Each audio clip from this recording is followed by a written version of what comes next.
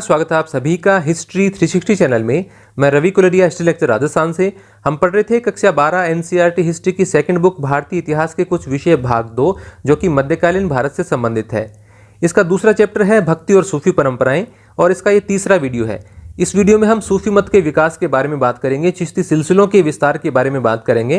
पिछले 2 वीडियो में हमने दक्षिण भारत में भक्ति परंपरा के बारे में, और जो लास्ट वाला वीडियो था उसमें मैंने वीर शैव और लिंगायतों में अंतर आपको बताया, और इस्लाम की परंपराओं के बारे में भी मैंने आपको बताया था कि इस्लाम की स्थापना और खलीफा के पद, शिया सुन्नी विवाद, ये सब बातें हमने कर ली थी। तो आज हम इस वीडियो को शुरू करेंगे जो कि काफ़ी इंपॉर्टेंट होने वाला है। सूफी मत का विकास। इस्लाम की आरंभिक शताब्दियों में धार्मिक और राजनीतिक संस्था के रूप में खिलाफत की बढ़ती विषय शक्ति के विरुद्ध कुछ आध्यात्मिक लोगों का रहस्यवाद और वैराग्य की ओर झुकाव बढ़ा।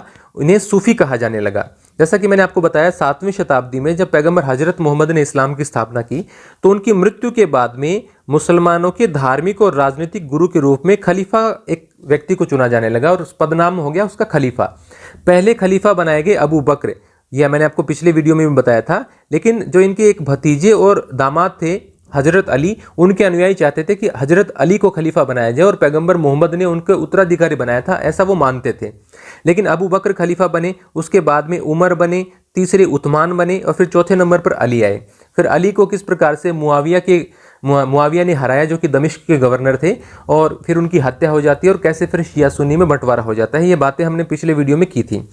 तो खिलाफत, खलीफा के नेतृत्व में खिलाफत की जो स्थापना होती है, उसकी बढ़ती विषय शक्ति के विरुद्ध, और जो इस्लाम की परंपराएं हैं उनके अलावा दूसरे तरीके से कुछ सोचने वाले लोग हुए, जिन्होंने रहस्यवाद और वैराग्य की ओर उनका झुकाव बढ़ा कि इस भौतिक जीवन में कुछ नहीं रखा, वो सब कुछ त्याग देने की ओर, या उन्होंने नए तरीके अपनाए, जैसे डांस करके, गाना गाकर, या खुदा को मतलब पाने के लिए उन्होंने नए नए तरीके अपनाए जो कि इस्लामिक परंपराओं में नहीं थे। हालांकि वो पैगंबर हजरत मोहम्मद में और अल्लाह में विश्वास करने वाले लोग हैं। तो ऐसे लोगों को सूफी कहा जाने लगा। इन लोगों ने रूढ़िवादी परिभाषाओं तथा धर्माचार्यों द्वारा दी गई कुरान और सुन्ना, पैगंबर के व्यवहार को शब्द लिखा गया है सुन्ना, की बौद्धिक व्याख्या की आलोचना की। जिस प्रकार से धार्मिक गुरु कुरान की और पैगंबर के व्यवहार की व्याख्या कर रहे हैं, वो ठीक नहीं है। इसके विपरीत उन्होंने मुक्ति की प्राप्ति के लिए ईश्वर की भक्ति और उनके आदेशों के पालन पर बल दिया। जिस प्रकार से आप हिंदू परंपरा में भक्ति परंपरा देखते हैं, वैसे ही आप इस्लाम में सूफी जो परंपरा है उसको देख सकते हैं। उन्होंने पैगंबर मोहम्मद को इंसान कामिल बताते हुए उनका अनुसरण करने की सीख दी। इंसान कामिल यानी एक कंप्लीट ह्यूमन बीइंग, एक संपूर्ण इंसान माना उनको, और उनका अनुसरण करने की सीख दी। सूफियों ने कुरान की व्याख्या अपने निजी अनुभवों के आधार पर की। जो उन्होंने जीवन में अनुभव किए उसके आधार पर वो कुरान की जो धार्मिक गुरु व्याख्या करते थे, उसके अलावा दूसरे तरीके से उन्होंने व्याख्या करनी शुरू की। सूफीवाद और तसव्वुफ, ये देखिए यहाँ पर। सूफीवाद 19वीं शताब्दी में मुद्रित एक अंग्रेजी शब्द है। पहले सूफीवाद इस्तेमाल नहीं होता था, सूफिज्म कहते हैं इंग्लिश में वैसे इसको। इस सूफीवाद के लिए इस्लामी ग्रंथों में जिस शब्द का इस्तेमाल होता है वह है तसव्वुफ। ये आप देख सकते हैं, पहले ये शब्द इस्तेमाल होता था। कुछ विद्वानों के अनुसार यह शब्द सूफ से निकला है। इसका अर्थ ऊन है, जो उनके कपड़े पहनते थे, खुरदरे लबादा टाइप, जैसे आप चित्र में देख सकते हैं। तो कहते हैं विद्वान कि इससे सूफी शब्द निकला है। यह उस खुरदरे ऊनी कपड़े की ओर इशारा करता है जिसे सूफी पहनते थे। अन्य विद्वान इस शब्द की व्युत्पत्ति सफा से मानते हैं, जिसका अर्थ है साफ। यह यानी अपने मन को, अपने दिमाग को, अपने जहन को साफ करना। यह भी संभव है कि यह शब्द सफा से निकला हो, जो पैगंबर की मस्जिद के बाहर एक चबूतरा था। एक दूसरा वर्ड है सफा, जो पैगंबर की मस्जिद के पास एक चबूतरा था, उसको भी सफा कहते थे। उससे भी हो सकता है सूफी शब्द निकला हो, जहां निकट अनुयायियों की मंडली धर्म के बारे में जानने के लिए इकट्ठा होती थी। उस चबूतरे के पास उनके जो निकट अनुयायी थे, उनकी मंडली इकट्ठा होती थी और धर्म के बारे में चर्चा की थी। तो उस सफ़ा जो चबूतरा है, उससे भी हो सकता है सूफी शब्द निकला हो। तो कई सारे इसमें अलग अलग विवाद है कि सूफी शब्द है वो किससे बना है। खानकाह और सिलसिला, सूफी संत जहाँ पर रहते थे उनको खानकाह कहते थे। 11वीं शताब्दी तक आते आते सूफीवाद एक पूर्ण विकसित आंदोलन था, जिसका सूफी और कुरान से जुड़ा अपना साहित्य था। संस्थागत दृष्टि से सूफी अपने को एक संगठित समुदाय खानकाह के इर्द गिर्द स्थापित करते थे। वहाँ जो रहते थे या उनके अनुयायी जहाँ पर रहते थे, उस जगह को कहते थे खानका। खानका का नियंत्रण होता था शेख, पीर या मुर्शिद के हाथों में। अलग अलग शब्द हैं, जैसे ये अरबी का शब्द है, मुर्शिद फारसी का शब्द है। तो खानका का जो नियंत्रण हो करता था, जो संत नियंत्रण करता था, उसको शेख कहते थे, पीर कहते थे या मुर्शिद कहते थे। वे अनुयायियों जो उनके भक्त हैं, उनके प्रति श्रद्धा रखते हैं, उनको कहते थे मुरीद। की भर्ती करते थे और अपने वारिस की नियुक्ति करते थे कि उनकी मृत्यु के बाद में कौन उनका वारिस होगा। आध्यात्मिक व्यवहार के नियम निर्धारित करने के अलावा खानका में रहने वालों के बीच के संबंध और शेख व जनसामान्य के बीच के रिश्तों की सीमा भी तय करते थे कि उनके आपस के बीच के रिश्तों की क्या सीमाएं हैं। 12वीं शताब्दी के आसपास इस्लामी दुनिया में सूफी सिलसिलों का गठन होने लगा।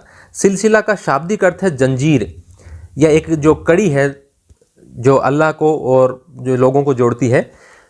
जंजीर जो शेख और मुरीद के बीच एक निरंतर रिश्ते की द्योतक है, जिसकी पहली अटूट कड़ी पैगंबर मोहम्मद से जुड़ी है।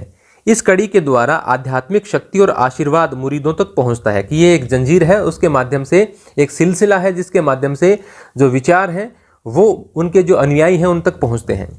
दीक्षा के विशिष्ट अनुष्ठान विकसित किए गए, जिसमें दीक्षित को निष्ठा का वचन देना होता था, यानी अपने जो गुरु हैं उनके प्रति, और सिर मुंडाकर थेगड़ी लगे वस्त्र धारण करने पड़ते थे। थेगड़ी लगे वस्त्र का मतलब है कि जैसे आपने रफू किए हुए वस्त्र देखे होंगे, फटने के बाद में उसके ऊपर जो एक लगाया जाता है कपड़ा, उसको थेगड़ी कहते हैं। और या इंग्लिश में इसके लिए क्या शब्द इस्तेमाल में किया जाता है, जैसे पैच लगाया जाता है, जैसे पैच्ड गारमेंट आप कह सकते हैं, थेगड़ी लगे वस्त्र। तो वैसे वस्त्र उनको धारण करने पड़ते थे। पीर की मृत्यु के बाद में उसकी दरगाह, फारसी में इसका अर्थ दरबार, उसकी दरगाह उसके मुरीदों के लिए भक्ति का स्थल बन जाती थी। जैसे आपने कई दरगाह देखी होंगी, जैसे राजस्थान में अजमेर में ख्वाजा मोइनुद्दीन चिश्ती की दरगाह है, या दिल्ली में निजामुद्दीन औलिया की दरगाह है। इस प्रकार की दरगाह बन जाती थी जो उनकी मृत्यु के बाद में काफ़ी पूजनीय स्थल हो जाता था। इस तरह पीर की दरगाह पर जियारत के लिए जाने की, खास तौर से उनकी बरसी के अवसर पर परिपाटी चल निकली। इस परिपाटी को उर्स कहा जाता था। उर्स किसे कहते हैं? डेथ एनिवर्सरी ऑफ ए सूफी संत, यानी सूफी संत की जिस दिन मृत्यु होती है उस समय उनका उर्स मनाया जाता है। इसलिए आपने पढ़ा भी होगा, सालाना उर्स अजमेर में आयोजित होगा इस प्रकार से। उर्स का वैसे शाब्दिक अर्थ है विवाह। इसका मतलब है पीर की आत्मा का ईश्वर से मिलन, यानी जो संत हैं, जो पीर थे, मुर्शिद थे, उनकी आत्मा का खुदा के साथ मिलन। क्योंकि लोगों का मानना था कि मृत्यु के बाद पीर ईश्वर से एकीभूत हो जाते हैं, यानी उन्हीं में समा जाते हैं, और इस तरह पहले की बजाय उनके अधिक करीब हो जाते हैं। यानी जब वो जीवित होते हैं तब की बजाय मृत्यु के बाद में वो अल्लाह के ज़्यादा करीब हो जाते हैं। लोग आध्यात्मिक और ऐहिक कामनाओं की पूर्ति के लिए उनका आशीर्वाद लेने जाते थे। इस तरह शेख का वली के रूप में आदर करने की परिपाटी शुरू हुई। यानी इस जगत में आध्यात्मिक और ऐहिक का मतलब है, आध्यात्मिक मतलब परलोक में, मतलब जन्नत में स्थान पाने के लिए, या ऐहिक इस लोक में जो लौकिक कामनाएं हैं, चाहे वो कोई पुत्र की प्राप्ति के लिए जाता हो, चाहे कोई वो अच्छे स्वास्थ्य के लिए जाता हो, या धन संपदा के लिए मांग करता हो, अच्छे जीवन की मांग करता हो, इन दोनों की पूर्ति के लिए वो आशीर्वाद लेने के लिए इन दरगाहों में जाते हैं, या अब भी जाते हैं। और ये जो वली के रूप में, वली क्या है? वली का बहुवचन ओलिया, अर्थात ईश्वर का मित्र, वह सूफी जो अल्लाह के नज़दीक होने का दावा करता था और उनसे मिली बरकत से करामात करने की शक्ति रखता था, कि वो लोगों के जीवन में बदलाव ला सकता है, या किसी प्रकार से आप कह सकते हैं आशीर्वाद दे सकता है, जिससे उनके काम बन सकते हैं। सिलसिलों के नाम कैसे पड़ते थे? कुछ तो जिन्होंने सिलसिले की शुरुआत की उनके नाम पर, जैसे कादरी सिलसिला शेख अब्दुल कादिर जिलानी के नाम पर पड़ा, उन्होंने शुरुआत की थी। कुछ उन जगहों के नाम पर पड़ते थे जहां से सिलसिले शुरू होते थे, जैसे कुछ का नाम, अन्य सिलसिलों का नामकरण उनके जन्म स्थान पर हुआ। जैसे चिश्ती मध्य अफगानिस्तान के चिश्ती शहर से लिया गया। चिश्ती सिलसिले का नाम, मध्य अफगानिस्तान में एक शहर है चिश्ती, ख्वाजा मोइनुद्दीन चिश्ती जिनकी दरगाह अजमेर में है, और चिश्ती सिलसिले के बारे में हम विस्तार से इसमें पढ़े भी गए। आगे है खानकाह के बाहर, यानी कुछ ऐसे भी दरवेश हुए हैं, संत हुए हैं जो खानकाह के अलावा बाहर ही रहा करते थे, मतलब कुटिया बनाकर, और एकदम फकीर की तरह जीवन जीते थे। कुछ रहस्यवादियों ने सूफी संतों की मौलिक व्याख्या के आधार पर नवीन आंदोलनों की नींव रखी। खानकाह का तिरस्कार करके यह रहस्यवादी फकीर की जिंदगी बिताते थे। निर्धनता और ब्रह्मचर्य को उन्होंने गौरव प्रदान किया। इन्हें विभिन्न नामों से जाना जाता था, जैसे कलंदर, मदारी, मलंग, हैदरी इत्यादि। शरिया की अवहेलना करने के कारण उन्हें बेशरिया कहा जाता था, यानी इस्लामिक कानून को ये नहीं मानते थे, तो इसलिए इन्हें बेशरिया, शरिया क्या है? इस्लामिक कानून, तो इन्हें बेशरिया कहा गया। और जो इस्लामिक कानून का पालन करते थे उन्हें बाशरिया कहा गया। तो बेशरिया और बाशरिया याद रखना। बाशरिया जो इस्लामिक कानून शरिया की पालना करते हैं, बेशरिया जो उन कानून की पालना नहीं करते, उसकी अवहेलना करते हैं। उपमहाद्वीप में चिश्ती सिलसिला, भारतीय उपमहाद्वीप में चिश्ती सिलसिलों की शुरुआत। 12वीं शताब्दी के अंत में भारत आने वाले सूफी समुदायों में चिश्ती सबसे अधिक प्रभावशाली रहे। इसका कारण यह था कि उन्होंने न केवल अपने आप को स्थानीय परिवेश में अच्छी तरह ढाला, अपितु भारतीय भक्ति परंपरा की कई विशिष्टताओं को भी अपनाया। यानी अन्य जो सिलसिले थे, जैसे नक्शबंदी हो चाहे सूरावर्दी हो, उन सिलसिलों की तुलना में चिश्ती सिलसिला ज़्यादा लोकप्रिय हुआ भारत में। चिश्ती खानका में जीवन। खानका सामाजिक जीवन का केंद्र बिंदु था। हमें शेख निजामुद्दीन औलिया 14वीं शताब्दी की खानका के बारे में पता है, जो उस समय दिल्ली की बाहरी सीमा पर यमुना नदी के किनारे गियासपुर में था। उनकी खानका गियासपुर में थी, दिल्ली के पास। यहाँ कई छोटे छोटे कमरे और एक बड़ा हॉल था, जिसे जमात खाना कहते हैं, जहाँ सहवासी और अतिथि रहते थे। सहवासी मतलब जो शेख का अपना परिवार है, उसके सेवक है, उन्हीं उसके अनुयायी हैं। सहवासियों में शेख का अपना परिवार, सेवक और अनुयायी हैं। अब ये मैंने कुछ बातें लिखी हैं, वो मैं अभी आपको बताऊंगा। शेख एक छोटे कमरे में छत पर रहते थे, जहां वह मेहमानों से सुबह शाम मिला करते थे। आंगन एक गलियारे से घिरा होता था और खानका को चारों ओर से दीवार घेरे रहती थी। एक बार मंगोल आक्रमण के समय पड़ोसी क्षेत्र के लोगों ने खानका में शरण ली थी। चिश्ती सिलसिला के मुख्य उपदेशक, सबसे इंपॉर्टेंट सिलसिला है ये। जैसे पहले हैं शेख मोइनुद्दीन चिश्ती, सबसे इंपॉर्टेंट है।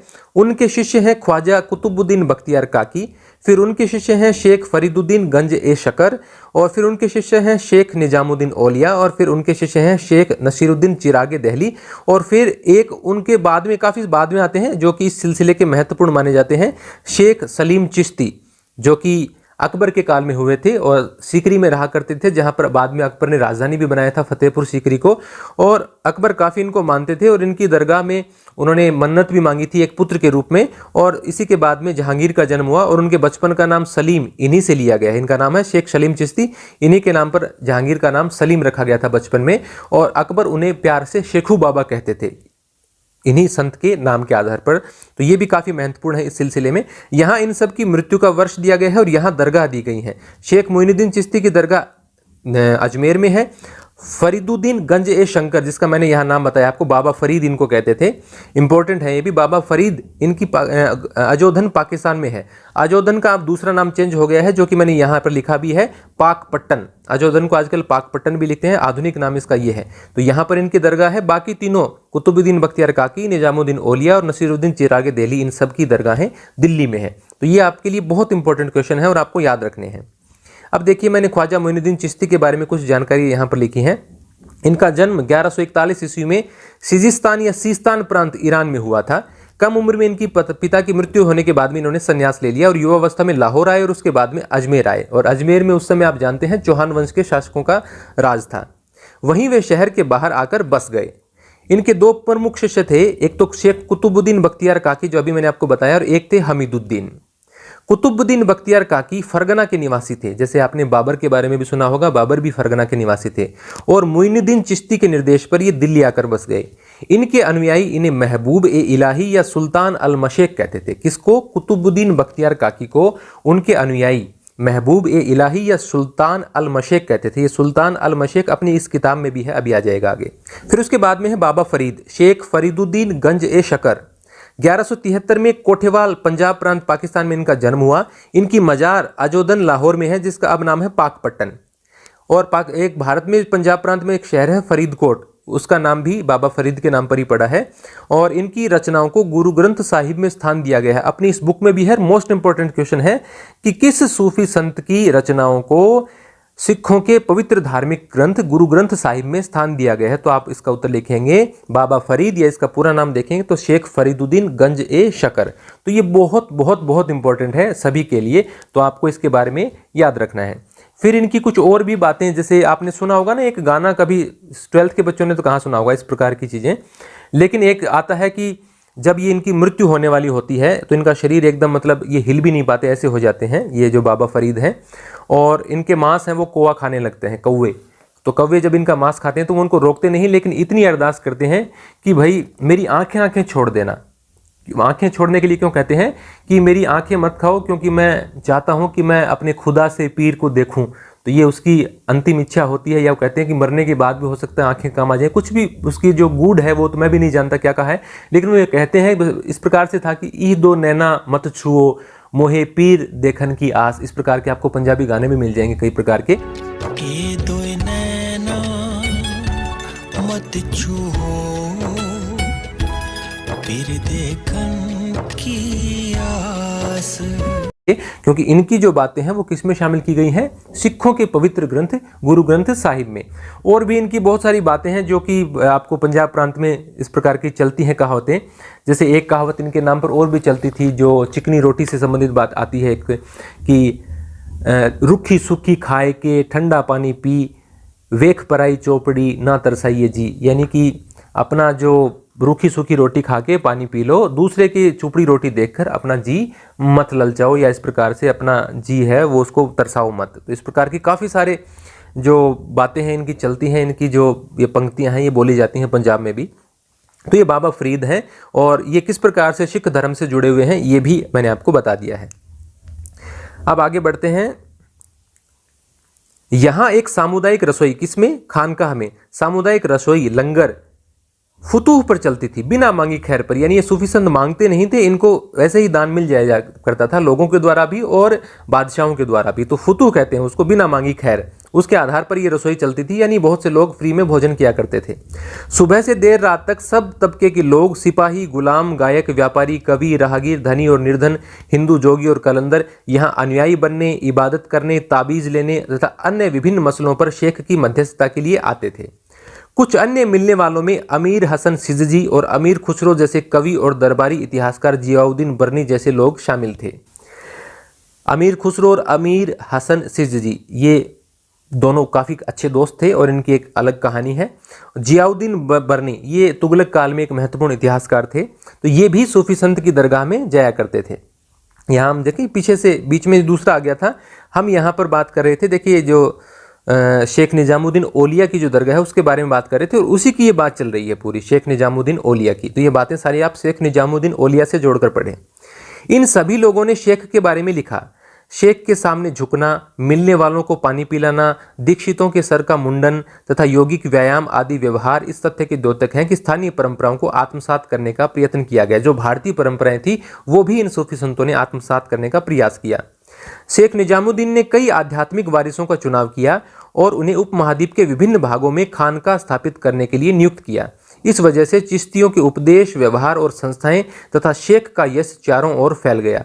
उनकी तथा उनके आध्यात्मिक पूर्वजों की दरगाह पर अनेक तीर्थयात्री आने लगे।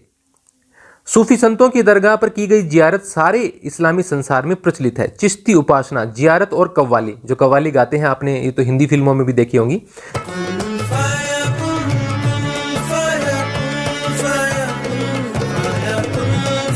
तो सूफी संतों की दरगाह पर की गई जियारत सारे इस्लामी संसार में प्रचलित है। इस अवसर पर संत के आध्यात्मिक आशीर्वाद यानी बरकत की कामना की जाती है। पिछले 700 सालों से अलग अलग संप्रदायों, वर्गों और समुदायों के लोग 5 महान चिश्ती संतों की दरगाह पर अपनी आस्था प्रकट करते रहे हैं। वो 5 महान चिश्ती संत यहाँ पर मैंने आपको ऊपर लिखे हुए हैं अपनी बुक के अंदर। और जैसे ख्वाजा मोइनुद्दीन चिश्ती की दरगाह अजमेर, उसमें तो मैंने देखा है सभी धर्मों के लोग वहाँ पर जाते हैं लगभग। इनमें सबसे अधिक पूजनीय है ख्वाजा मोइनुद्दीन चिश्ती की दरगाह, जिन्हें गरीब नवाज कहा जाता है। ये इंपॉर्टेंट क्वेश्चन है, 12th के भी एग्जाम में आने की संभावना है, तो इसको आप याद रखने। ख्वाजा मोइनुद्दीन चिश्ती की पूजनीय दरगाह ख्वाजा मोइनुद्दीन, और ख्वाजा मोइनुद्दीन को क्या कहा जाता है, गरीब नवाज भी कहा जाता है, और उनकी दरगाह अजमेर में है। दाता गंज बख्श की कहानी। 1039 ईस्वी में अबुल हसन अल हुजविरी, जो अफगानिस्तान के शहर गजनी के निकट हुजविर के रहने वाले थे, उन्हें तुर्की सेना के एक कैदी के रूप में सिंधु नदी पार करनी पड़ी। वह लाहौर में बस गए और फारसी में उन्होंने एक किताब लिखी, कश्फ उल महजूब, पर्दे वाले की बेपर्दगी, जिसमें तसव्वुफ के मायने यानी जो सूफियों के मायने, पहले मैंने बताया ना कि सूफी के लिए क्या शब्द इस्तेमाल होता था, सूफीज्म के लिए, सूफीवाद के लिए तसव्वुफ शब्द का इस्तेमाल होता था। तो इस किताब में तसव्वुफ के मायने और इसका पालन करने वाले सूफियों के बारे में बताया गया था। हुजविरी की 1073 में मृत्यु हो गई और उन्हें लाहौर में दफनाया गया। सुल्तान महमूद गजनी के पोते ने उनकी मजार पर दरगाह बनवाई। यह दरगाह उनकी बरसी के अवसर पर उनके अनुयायियों के लिए तीर्थ स्थल बन गई। देखिए उनकी दरगाह पर जो सालाना उर्स आयोजित होते हैं वो जन्म की तारीख पर नहीं, मृत्यु की तारीख पर आयोजित होते हैं। आज भी हुजविरी दाता गंज बख्श के रूप में आदरणीय है और उनकी दरगाह को दाता दरबार यानी देने वाले की दरगाह कहा जाता है, दाता देने वाला। ख्वाजा मोइनुद्दीन की दरगाह का सबसे पहला किताबी जिक्र 14वीं शताब्दी में आता है। 14वीं शताब्दी की किताबों में पहली बार इनकी दरगाह का जिक्र आया है। यह दरगाह शेख की सदाचारिता और धर्मनिष्ठा तथा उनके आध्यात्मिक वारिसों की महानता और राजसी मेहमानों द्वारा दिए गए प्रश्रय के कारण लोकप्रिय थी। बहुत से राजा उनको मानते थे। जैसे सबसे पहले आए हैं मोहम्मद बिन तुगलक 1324 से 1351, पहला सुल्तान, ये तो इनका शासनकाल दे रखा है, जो इस दरगाह पर आया था। तो पहले सुल्तान जो शेख मोइनुद्दीन चिश्ती की दरगाह पर आए वो है मोहम्मद बिन तुगलक। किंतु शेख की मजार पर सबसे पहली इमारत किसने बनवाई? मालवा के सुल्तान गियासुद्दीन खलजी ने 15वीं शताब्दी के उत्तरार्ध में बनवाई। तो दोनों मोस्ट इंपोर्टेंट क्वेश्चन है, आपको याद करने हैं। चूंकि यह दरगाह दिल्ली और गुजरात को जोड़ने वाले व्यापारिक मार्ग पर थी, अतः अनेक यात्री यहां आते थे। 16वीं शताब्दी तक आते आते अजमेर की यह दरगाह बहुत ही लोकप्रिय हो गई थी। इस दरगाह को जानने वाले तीर्थयात्रियों के भजनों ने ही अकबर को यहां आने के लिए प्रेरित किया। अकबर यहां 14 बार आया। ये इंपॉर्टेंट क्वेश्चन है कि अकबर ख्वाजा मोइनुद्दीन चिश्ती की दरगाह में कितनी बार आए? 14 बार। कभी कभी तो साल में 2-3 बार, कभी कभी नई जीत के लिए आशीर्वाद लेने अथवा संकल्प की पूर्ति या फिर पुत्रों के जन्म पर। ये विभिन्न अवसर थे जब वो इस दरगाह पर आया करता था। एक इस दरगाह के बारे में मेरे को इंपॉर्टेंट याद आ रही है कि जो बाबा फरीद हैं उनका भी मेला यहाँ पर आयोजित होता है। उनकी यहाँ पर दरगाह नहीं है, फिर भी उनका मेला ख्वाजा मोइनुद्दीन चिश्ती की जो दरगाह है वहाँ पर आयोजित होता है, क्योंकि बाबा फरीद एक बार ख्वाजा मोइनुद्दीन चिश्ती के साथ वहाँ आए थे और उनकी मृत्यु के बाद भी वो अजमेर में आए थे इस दरगाह के ऊपर, और वहाँ लगभग 40 दिनों तक उन्होंने प्रार्थना की थी। तो इसलिए बाबा फरीद का भी यहाँ पर मेला वगैरह भरता है, ऐसा मैंने सुना है। और ये सुना नहीं, आप तय मान लीजिए कि क्वेश्चन आपको मिलेगा नहीं कहीं पर जल्दी से, लेकिन बहुत इंपॉर्टेंट क्वेश्चन है कि शेख मोइनुद्दीन चिश्ती की दरगाह में और किस सूफी संत का मेला बढ़ता है? तो बाबा फरीद का मेला बढ़ता है। तो आपको ये याद रखना है, बहुत बहुत इंपॉर्टेंट क्वेश्चन है। 12th के लिए नहीं है, दूसरे एग्जाम्स के लिए है। यहाँ कुछ चित्र दिए गए हैं, देखिए। एक तो ये चित्र दिया गया है जिसमें शेख निजामुद्दीन औलिया और उनके शिष्य अमीर खुसरो आपस में बातचीत कर रहे हैं। ये अमीर खुसरो हैं, ये शेख निजामुद्दीन औलिया हैं।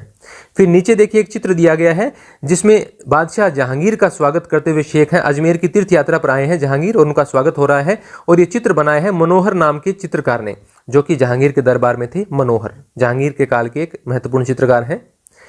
फिर आगे यहाँ पर कुछ जानकारी दी गई है, देखिए। मुल्क का चिराग, प्रत्येक सूफी दरगाह के कुछ विशिष्ट लक्षण होते थे। 18वीं शताब्दी में दक्कन के दरगाह कुली खान ने शेख नसीरुद्दीन चिराग दहली, जो 5वें संत अभी मैंने आपको बताए थे चिश्ती परंपरा के, की दरगाह के बारे में मुरक्का-ए देहली, ये इनकी किताब है, बहुत इंपॉर्टेंट, याद रखना। मुरक्का-ए देहली किसकी किताब है?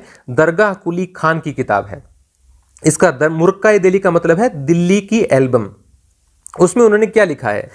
शेख सिर्फ दिल्ली के ही चिराग नहीं अपितु सारे मुल्क के चिराग हैं। लोगों का हुजूम यहाँ आता है, खास तौर से इतवार के रोज यानी रविवार के दिन। दिवाली के महीने में दिल्ली की सारी आबादी दरगाह पर उमड़ आती है और हौज के पास तंबू गाड़कर कई दिनों तक यहाँ रहते हैं। पुराने रोगों को ठीक करने के लिए वे यहाँ नहाते हैं। हिंदू और मुसलमान एक ही भावना से आते हैं। सुबह से शाम तक लोग आते हैं और पेड़ की छांव में हंसी खुशी समय बिताते हैं। यानी ये कितनी लोकप्रिय है, इसके बारे में यहाँ पर दरगाह कुली खान ने अपनी पुस्तक में बताया है। दरगाह कुली खान के बारे में मैं कुछ बोलना भूल गया था बीच में। इनका परिवार पर्शिया से भारत आया था और इनका जन्म 1710 में औरंगाबाद में हुआ था। 14 साल की आयु में ये दक्कन के नवाब निजामुल मुल्क आसफ जाह प्रथम की सेवा में आ गए थे और बाद में उन्हें इन्होंने मुख्य इतिहासकार नियुक्त किया। निजामुल मुल्क की 1738 से 41 के दौरान की दिल्ली यात्रा में ये इनके साथ थे और उसी दौरान इन्होंने नादिर शाह का आक्रमण देखा था, जो कि 1739 में हुआ था। मुगल शहजादी जहां आरा की तीर्थ यात्रा 1643 ईस्वी में वो वर्णन करती है अपनी किताब में, और वो किताब किससे संबंधित है? शेख मोइनुद्दीन चिश्ती की जीवनी है, मुनिस अल अखा यानी आत्मा का विश्वस्त। लिखी किसने है? जहां आरा ने। किसके ऊपर लिखी है? शेख मोइनुद्दीन चिश्ती के ऊपर। नाम क्या है किताब का? मुनिस अल अखा। 3 इंपॉर्टेंट क्वेश्चन इसके अंदर हो जाते हैं। जहां आरा किसकी बेटी है? शाहजहां की। बहुत प्रिय है शाहजहां को ये। अल्लाह ताला की तारीफ के बाद यह फकीरा जहां आरा खुद के लिए वो कह रही हैं, राजधानी आगरा से अपने पिता बादशाह शाहजहां के संग पाक और बेजोड़ अजमेर के लिए निकली। अपनी यात्रा के विवरण दे रही है वो इस किताब में। मैं इस बात के लिए वायदा परस्त थी कि हर रोज और हर मुकाम पर मैं 2 बार की अख्तियारी नमाज अदा करूंगी। बहुत दिन मैं रात को बाघ के चमड़े पर नहीं सोई और अपने जो पैर हैं वो मुकद्दस दरगाह की तरफ नहीं फैलाए, न ही मैंने अपनी पीठ उनकी तरफ की। मैं पेड़ के नीचे दिन गुजारती थी। यानी रास्ते में जब वो अजमेर पहुंचती हैं तो रास्ते में जितने भी दिन लगे उस दौरान उन्होंने कभी भी दरगाह की तरफ पैर नहीं किए, न दरगाह की तरफ पीठ की। वीरवार को, वीरवार कहते हैं थर्सडे यानी गुरुवार को, वीरवार को रमजान के मुकद्दस यानी कि पवित्र महीने के चौथे रोज रमजान देखिए महीना है, जो इस्लामिक कैलेंडर में 12 महीने हैं उनमें से एक महीना है रमजान। तो उसके चौथे दिन चिराग और इतर में डूबे दरगाह की जियारत की खुशी हासिल हुई। चिराग का मतलब दिए जलाए हुए थे, इतर का मतलब इत्र बोलते हैं वैसे तो इसको, इंग्लिश में आप याद रखते होंगे इसको परफ्यूम, काफ़ी परफ्यूम छिड़की हुई थी, काफ़ी चिराग जले हुए थे वहाँ पर। चूंकि दिन की रोशनी की एक छड़ी बाकी थी तो मैं दरगाह के भीतर गई और अपने जर्द चेहरे को उसकी चौखट की धूल से रगड़ा। जर्द चेहरे का मतलब पीला पड़ा हुआ चेहरा। दरवाजे से मुकद्दस पवित्र दरगाह तक मैं नंगे पांव वहां की जमीन को चूमती हुई गई। गुंबद के भीतर रोशनी से भरी दरगाह में मैंने मजार के चारों ओर 7 फेरे लिए, 7 चक्कर काटे उन्होंने। आखिर में अपने हाथों से मुकद्दस दरगाह पर मैंने सबसे उम्दा इतर छिड़का, सबसे जो उन्होंने बढ़िया से बढ़िया वो परफ्यूम लाई थी वो छिड़का उन्होंने। चूंकि गुलाबी दुपट्टा जो मेरे सिर पर था मैं उतार चुकी थी, इसलिए उसे मैंने मुकद्दस मजार के ऊपर रखा, उस दुपट्टे को। उन्होंने ये परंपरा अब ये देखो अकबर वाली बात चल रही है कि किस प्रकार से वो 14 बार आए। उन्होंने ये परंपरा 1580 तक बनाए रखी, शेख मोइनुद्दीन चिश्ती की दरगाह पर आने वाली। प्रत्येक यात्रा पर बादशाह दान भेंट दिया करते थे, जिनके ब्यौरे शाही दस्तावेजों में दर्ज हैं। उदाहरण के लिए 1568 में उन्होंने तीर्थयात्रियों के लिए खाना पकाने हेतु एक विशाल देग दरगाह को भेंट की, आप चित्र देख सकते हैं। उन्होंने दरगाह के अहाते में एक मस्जिद भी बनवाई। नाच और संगीत भी जियारत का हिस्सा थे, ये भी उनकी जो इबादत है, पूजा है, उसका एक हिस्सा थे। खासतौर से कव्वालों द्वारा प्रस्तुत रहस्यवादी गुणगान, जिससे परम आनंद की भावना को उभारा जा सके। सूफी संत जिक्र और समा, जिक्र का मतलब ईश्वर का नाम जपना और समा का मतलब श्रवण करना यानी सुनना, यानी आध्यात्मिक संगीत की महफिल के द्वारा ईश्वर की उपासना में विश्वास रखते थे कि ईश्वर का नाम जपते थे, कव्वाली गाते थे और लोग उनको सुनते थे। चिश्ती उपासना पद्धति में सभा नहीं है, समा है भाई। समा का महत्व इस तथ्य की पुष्टि करता है कि चिश्ती स्थानीय भक्ति परंपरा से जुड़े। भाषा और संपर्क, न केवल सभा नहीं है, समा कह सकते हैं आप इसको। न केवल समा में चिश्तियों ने स्थानीय भाषा को अपनाया, अपितु दिल्ली में चिश्ती सिलसिले के लोग हिंदवी में बातचीत करते थे। यानी फारसी और अरबी शब्दों के मिश्रण से पहले उत्तर और मध्य भारत में जो भाषा बोली जाती थी उसको हिंदवी कहते हैं। अब जो हम हिंदी बोलते हैं उसमें अरबी, फारसी ये शब्द काफ़ी उसमें मिले हुए हैं। बाबा फरीद ने भी क्षेत्रीय भाषा में काव्य रचना की, जो गुरु ग्रंथ साहिब में संकलित है। जो अभी मैंने आपको बताया था ना कि गुरु ग्रंथ साहिब में कौन से सूफी संत की जो रचनाएं सम्मिलित हैं, तो बाबा फरीद की। कुछ और सूफियों ने लंबी कविताएं लिखी और उन लंबी कविताओं को मसनवी कहा जाता है। मसनवी उर्दू में कविता का एक रूप है और जिसमें दो दो लाइनें एक साथ लिखी जाती हैं और दोनों लाइनें ऐसे मतलब उनकी तुकबंदी मिलाई जाती है, जहां ईश्वर के प्रति प्रेम को मानवीय प्रेम के रूपक के द्वारा अभिव्यक्त किया गया है। उदाहरणतः मलिक मोहम्मद जायसी का प्रेमाख्यान पद्मावत, पद्मिनी और चित्तौड़ के राजा रतन सेन की प्रेम कथा के इर्द गिर्द घूमता है। उनकी आजमाइश प्रतीक है आत्मा की परमात्मा तक पहुंचने की यात्रा का। जिस प्रकार से मनुष्यों के बीच में प्रेम को दर्शाया जाता है, वैसे ही मनुष्य और ईश्वर के बीच में, अल्लाह के बीच में प्रेम को दर्शाने वाले या उनके संबंध में कविताएं, कव्वालियां ये सूफी लोग गाया करते थे। अक्सर खानकाहों में समा के दौरान ऐसे काव्यों का वाचन होता था। सूफी कविता की एक भिन्न विधा की रचना बीजापुर कर्नाटक के आसपास हुई। ये अलग प्रकार की विधा है। ये दक्खनी उर्दू का रूप, उर्दू का एक रूप है ये भाषा। दक्खनी में लिखी छोटी कविताएं थी जो 17वीं 18वीं शताब्दियों में इस क्षेत्र में बसने वाले चिश्ती संतों द्वारा रची गई थी। ये रचनाएं संभवतः औरतों द्वारा घर का काम जैसे चक्की पीसते और चरखा काटते हुए गाई जाती थी। उसके कुछ उदाहरण भी हैं, जैसे कुछ और रचनाएं जैसे लोरी नामा, शादी नामा के रूप में लिखी हुई मिली हैं। एक चरखा नामा नीचे दी गई है। यह संभव है कि इस क्षेत्र के सूफी यहाँ पहले से चलती आई भक्ति परंपरा से प्रभावित हुए और इस प्रकार की रचनाओं का निर्माण किया। देखिए ये गीत किस प्रकार से है, काफ़ी सारे उर्दू के शब्द इसके अंदर आएंगे। यह गीत चरखे के चलने की धुन पर आधारित है। जैसे आप रुई लेते हैं, आप जिक्र ए जाली करें। जिक्र ए जाली का मतलब होता है कि आप दिल में, अपने मन में अल्लाह का नाम लें। जैसे आप रुई को धुनते हैं, उनके धागे अलग अलग करते हैं, आप जिक्र ए कल्बी करें। आप अपने दिल में अल्लाह को याद करें, उसकी तारीफ करें, उसकी प्रशंसा करें। जैसे आप धागे को फिरकी पर लपेटते हैं, आप जिक्र ए आईनी करें। जिक्र पेट से छाती तक उच्चारित किया जाए, यानी मन में, दिमाग में, आपके शरीर में हर हिस्से से आप मतलब अल्लाह को याद करें। उसे धागे की तरह गले से उतारें। श्वास के धागे एक एक गिने। बहन ओ सिस्टर 24,000 तक गिने। सुबह शाम ऐसा करें और इसे तोहफे में अपने पीर को पेश करें। यानी जिस प्रकार से सूत काटने से संबंधित देखा है कि सूत काटते हुए भी आप अल्लाह को याद करें, हर एक सांस में अल्लाह को याद करें और इस प्रकार से उनका नाम लें। सुबह शाम ऐसा करें और वो सूत है जो आपने काटा है, वो उससे बना जो कपड़ा है उसे आप अपने पीर को पेश करें। निजामुद्दीन औलिया की दरगाह में कव्वाली का एक चित्र दिया गया है, आधुनिक चित्र है ये। तो अमीर खुसरो और कोल, मध्यकाल में अमीर खुसरो ने लगभग 8 जो मध्यकालीन शासक हैं उनका काल देखा था, तो कई शासकों के दरबार में भी ये रहे। महान कवि और संगीतज्ञ तथा शेख निजामुद्दीन औलिया के अनुयायी थे। ऊपर आया था ना अमीर खुसरो और उनके दोस्त के बारे में। उन्होंने कोल, अरबी शब्द जिसका अर्थ है कहावत, कोल का प्रचलन करके चिश्ती शमा को एक विशिष्ट आकार दिया। कोल को कव्वाली के शुरू और आखिर में गाया जाता था। इसके बाद सूफी कविता का पाठ होता था जो फारसी, हिंदवी तथा उर्दू में होती थी, और कभी कभी इन तीनों ही भाषाओं के शब्द इसमें मौजूद होते थे। शेख निजामुद्दीन औलिया की दरगाह पर गाने वाले कव्वाल अपने गायन की शुरुआत कोल से करते हैं। उपमहाद्वीप की सभी दरगाहों में कव्वाली गाई जाती है। तो अमीर खुसरो के द्वारा कोल की शुरुआत की यहाँ पर जानकारी दी गई है। अब कुछ और सिलसिले हैं जिसका अपनी किताब में नाम दिया गया है, मैं पहले ही बता देता हूँ। जैसे सुहरावर्दी सिलसिला, नीचे आएगा थोड़ा जिक्र किताब में। बगदाद के शहाबुद्दीन सुहरावर्दी ने इसकी शुरुआत की थी और भारत में इसकी स्थापना शेख बहाउद्दीन जकारिया ने की थी। इसकी शुरुआत वैसे तो किसने की है? शहाबुद्दीन सुहरावर्दी ने, बगदाद इराक की राजधानी में, और भारत में इसकी स्थापना की है शेख बहाउद्दीन जकारिया ने। इन्होंने कठिन जीवन में विश्वास नहीं किया और संपन्नतापूर्ण जीवन व्यतीत किया। जैसे दूसरे सूफी संत फकीरों की तरह रहा करते थे या भेंट वगैरह, निजी भेंट नहीं लिया करते थे, वैसा इन्होंने नहीं किया और उन्होंने बहुत आरामदायक जीवन जिया और काफ़ी धनी ये हो गए थे। इनका उत्तराधिकारी इनका बेटा बना जिसका नाम था सदरुद्दीन आरिफ, और इनके एक अन्य शिष्य थे सैयद जुलाहुद्दीन, या इनका जलालुद्दीन भी नाम कई बार आता है, सैयद जुलाहुद्दीन सुर्ख बुखारी। इन्होंने अलग अपनी खानका स्थापित की, उच्च सिंध प्रांत पाकिस्तान में अपनी खानका स्थापित की। तो ये शिष्य थे इनके, सुहरावर्दी सिलसिला के संस्थापक भारत में जो थे शेख बहाउद्दीन जकारिया, उनके शिष्य। नक्शबंदी सिलसिला, इसकी शुरुआत 13वीं शताब्दी में ट्रोंस ऑक्सियाना क्षेत्र में 13वीं शताब्दी में, अच्छा 2 बार लिख दिया मैंने, 13वीं शताब्दी में हुई, मध्य एशिया आप मान सकते हो, उस इलाके में हुई। लेकिन इसका वास्तविक संस्थापक माना जाता है ख्वाजा बहाउद्दीन नक्शबंदी। इन्होंने बगदाद इराक की राजधानी में इस सिलसिले की शुरुआत की।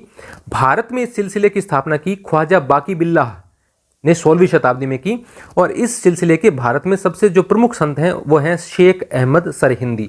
तो ये नक्शबंदी सिलसिला है। इसके अलावा और भी सिलसिलों का जिक्र अपनी किताब में तो नहीं है लेकिन काफ़ी इंपॉर्टेंट है, जैसे सत्तारी हैं, कादरी सिलसिला, कादरी का तो थोड़ा जिक्र आया था अपनी किताब में। ये इसके अलावा फिरदौसी सिलसिले हैं, तो 12th में इतने इंपॉर्टेंट नहीं है ये, इसलिए मैंने ज़्यादा को शामिल नहीं किया है। और नक्शबंदी सिलसिलों के बारे में भी 12th के बच्चों को ज़्यादा याद नहीं करना है, लेकिन ये कुछ सिलसिले हैं, किसने स्थापित किए, भारत में किसने स्थापित किए, इसके बारे में थोड़ी जानकारी मैं इसलिए दी है क्योंकि और भी प्रतियोगी परीक्षाओं के विद्यार्थी वीडियो देखते हैं। आगे ये क्या दिया गया है? लिंगायतों द्वारा लिखे गए कन्नड़ के वचन और पंढरपुर के संतों द्वारा लिखे मराठी के अभंगों ने भी उन पर अपना प्रभाव छोड़ा। सूफी संतों पर कन्नड़ में जो लिंगायतों द्वारा वचन लिखे गए, मैंने वीर शैव और लिंगायतों के बारे में पिछले वीडियो मैंने आपको बताया था। पंढरपुर महाराष्ट्र में है ये, सोलापुर डिस्ट्रिक्ट में, और वहाँ के जो संत हैं उनके द्वारा मराठी के अभंगों में, अभंग कहते हैं जो वहाँ पर एक विठ्ठल या विठोबा नाम के एक देवता की पूजा होती है महाराष्ट्र के इलाके में, तो उनकी स्तुति में, उनकी जो पूजा अर्चना के समय जो छंद गाए जाते हैं वो मराठी में लिखे गए उन छंदों को अभंग कहा गया। इस माध्यम से इस्लाम दक्कन के गांवों में जगह पाने में सफल हुआ। सूफी और राज्य, चिश्ती संप्रदाय की एक और विशेषता संयम और सादगी का जीवन था, जिसमें सत्ता से दूर रहने पर बल दिया जाता था। किंतु इसका मतलब यह नहीं था कि राजनीतिक सत्ता से अलगाव का भाव रखा जाए, कि बिल्कुल ही उनसे दूरी रखी जाए। सत्ताधारी विशिष्ट वर्ग अगर बिना मांगे अनुदान या भेंट देता था तो सूफी संत उसे स्वीकार करते थे। खुद नहीं मांगते थे लेकिन दे तो ले लेते थे।